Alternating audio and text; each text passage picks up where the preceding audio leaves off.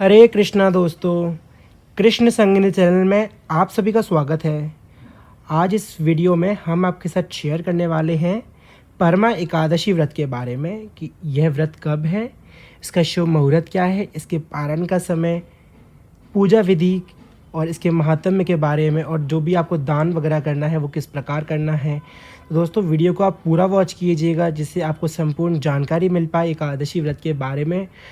तो अगर आपको वीडियो पसंद आए तो वीडियो को लाइक कीजिएगा। अगर आप चैनल पर नए हैं तो चैनल को सब्सक्राइब कीजिएगा, शेयर कीजिएगा अपने फ्रेंड्स और फैमिली के साथ। तो चलिए दोस्तों वीडियो को शुरू करते हैं। दोस्तों, पुरुषोत्तम मास के द्वितीय पक्ष की इस बार जो कृष्ण पक्ष है उस एकादशी का नाम कामदा या फिर परमा एकादशी कहते हैं। जो भी कोई श्रद्धापूर्वक परमा एकादशी का शुभ व्रत का अनुष्ठान करता है वह इस लोक और परलोक में मनोवांछित वस्तु को प्राप्त करता है।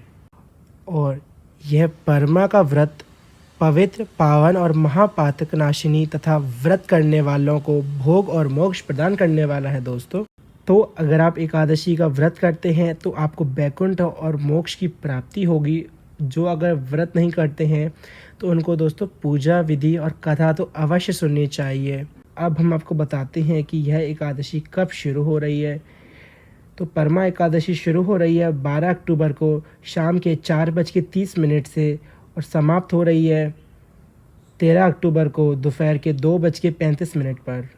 तो इस वर्ष जो एकादशी का व्रत रहेगा वो होगा 13 अक्टूबर मंगलवार के दिन, क्योंकि इस दिन एकादशी उदय तिथि में है। क्योंकि जिस दिन सूर्योदय लगता है उसी दिन हम एकादशी का व्रत करते हैं। और अब हम बात कर लेते हैं कि इसके पारण का समय क्या है। तो इस वर्ष जो पारण का समय है वो होगा 14 अक्टूबर को सुबह के 6:21 से 8:40 पर।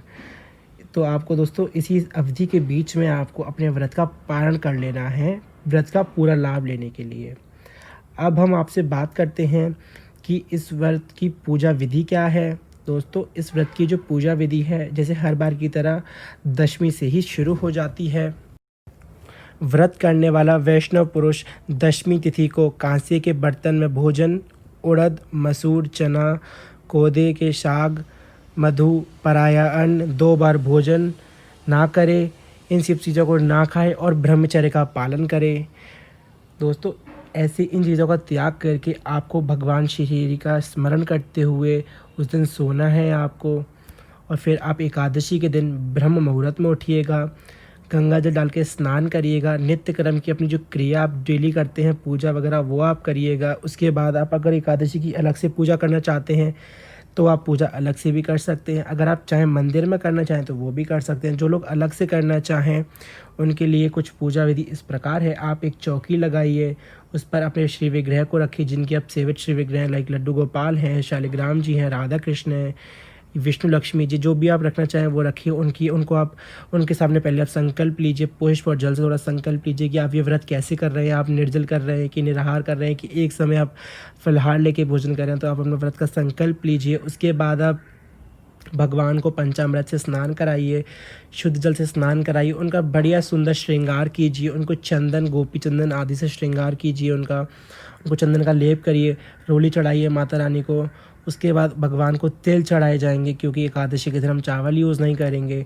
उसके बाद भगवान को आप तुलसी दल चढ़ाइएगा। दोस्तों, ध्यान रखिएगा एकादशी के दिन तुलसी नहीं तोड़ी जाती है। तो आप तुलसी एक दिन पहले मतलब सोमवार के दिन तोड़ के रखेंगे आप 12 अक्टूबर को तुलसी, तो 13 अक्टूबर के दिन आपको तुलसी नहीं तोड़नी है, आपको एक दिन पहले तोड़ के रख लेनी है। दूसरे दिन भगवान को एकादशी के दिन आपको तुलसी चढ़ानी है। उनको भगवान को सुंदर पीले फूल चढ़ाइएगा और उसके बाद माता रानी को लाल फूल चढ़ाइएगा। भगवान को सुंदर भोग लगाइएगा। दोस्तों, भोग फलाहार का ही लगाना है। जैसे आप मखाने की खीर बना सकते हैं, कलाकंद बना सकते हैं, फलों का भोग लगा सकते हैं, भगवान को पंचमेवा का भोग लगा सकते हैं। भोग लगाने के बाद आपको करनी है इस व्रत की कथा। इस व्रत की कथा में राजा सुमेरु की कथा आती है, आपको वो पढ़ लेनी है। इसके बाद आपको गोपाल सहस्त्रनाम, अगर चाहें तो आप गोपाल सहस्त्रनाम पढ़ सकते हैं या फिर विष्णु सहस्त्रनाम पढ़ सकते हैं। गीता के अध्याय का पाठ कर सकते हैं। इस दिन आप चतुश्लोकी भागवत का पाठ कर सकते हैं। दोस्तों, मतलब आपको भगवान के विष्णु जी के नाम का पाठ करना है। अगर आप पुरुषोत्तम मास की पूजा करते हैं तो आपको पुरुषोत्तम मास की जो कथा है वो भी करनी है, क्योंकि यह मास तो जितना अधिक आप इसमें पूजा पाठ व्रत आदि करेंगे उतना ही आपको उत्तम लाभ मिलेगा। दोस्तों, कथा के बाद आपको करनी है भगवान श्री हरि की आरती। और और आपको चाहे तो आप एकादशी माता की आरती भी कर सकते हैं दोस्तों, जिसमें 26 नाम एकादशी माता के आते हैं, वो भी आप ज़रूर करिएगा दोस्तों। तो दोस्तों ये तो था कि आपको एकादशी की पूजा कैसे करनी है।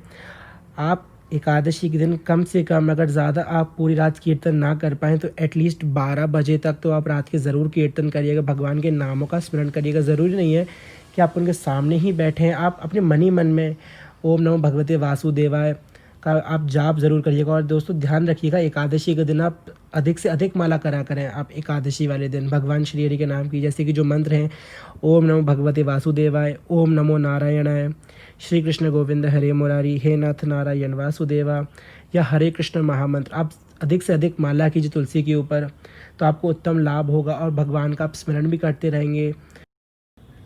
दोस्तों परमा एकादशी के दिन विशेष रूप से आपको किताबों का दान देना चाहिए, जैसे कि गीता है, भागवत है, रामचरितमानस है, विष्णु सहस्त्रनाम है, या फिर भगवान विष्णु कृष्ण से जो भी अच्छी किताबें आती हैं वो किताबें दान कर सकते हैं।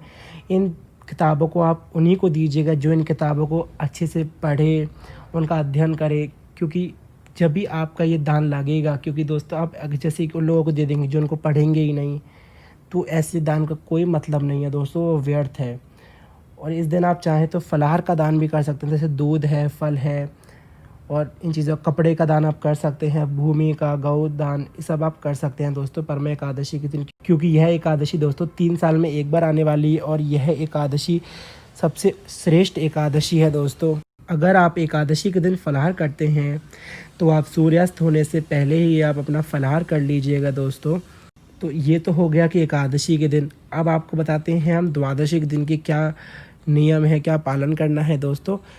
द्वादशी के दिन आपको कांसे के पात्र में भोजन, उड़द, मसूर, तेल, असत्य भाषण, व्यायाम, परदेश गमन, 2 बार भोजन, बैल की पीठ पर सवारी और पराया अन्न और तथा साग, इन सब चीज़ों का आपको त्याग करना है और उस दिन भी आपको ब्रह्मचर्य का पालन करना है। तो इस तरह आपको द्वादशी के दिन रहना है और द्वादशी के दिन आपको बताए हुए समय के अनुसार आपको इस दिन पारण करना है दोस्तों। तो ये हो जाएगा आपके संपूर्ण एकादशी का व्रत, जो कि शुरू होता है दशमी के दिन और पारण होता है द्वादशी के दिन। दोस्तों इस एकादशी का जो महात्म्य है वो है कि जो भी इस व्रत को करता है वह सब पापों से मुक्त होकर परम गति को प्राप्त होता है दोस्तों। और इस व्रत को करने से गौदान के समान फल मिलता है दोस्तों, और भगवान बैकुंठ के धाम की प्राप्ति होती है। जो भी इस एकादशी का व्रत करते हैं वो भगवान के प्रिय भक्तों की श्रेणी में आते हैं दोस्तों। तो आप भी अगर इस एकादशी का व्रत करते हैं तो आप भी इसी रूप से भगवान श्री हरि को प्रसन्न कीजिए। और आप अगर इस एकादशी का व्रत नहीं करते हैं तो आपको भगवान विष्णु, माता लक्ष्मी की ज़रूर पूजा तो अवश्य करनी चाहिए और इस व्रत की कथा भी अवश्य पढ़नी चाहिए, जिससे कि आपको भी श्रेष्ठ लाभ और फल मिल सके इस व्रत का दोस्तों। अगर आपको ये वीडियो हमारी पसंद आई है दोस्तों तो वीडियो को लाइक कीजिएगा दोस्तों, चैनल को सब्सक्राइब कीजिएगा। हर एक